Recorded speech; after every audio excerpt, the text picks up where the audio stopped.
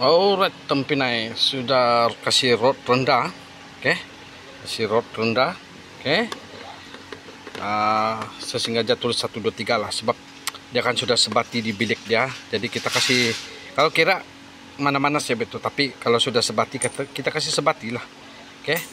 So sudah rod rendah, oke?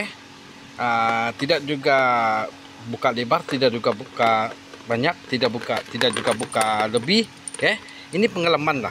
Dan kalau bilang takut karena piston, tidak patut juga. Ini kan orang sudah main 15 lebih, orang dalam industri ini kalau main spark ini sudah lama sudah lah.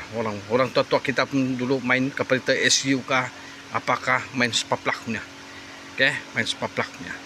Jadi kalau ada orang tanya, ada kesan sampingan kan? Tidaklah. Lagipun jauh lagi daripada piston Saga BBT ini.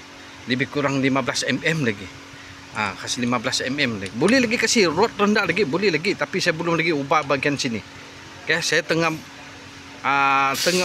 mau pikir-pikir mau ubah lagi saya punya. Kalau saya sudah ubah saya punya untuk Saga BBT, boleh kasih rendah lagi sebelah sini, lagi kau.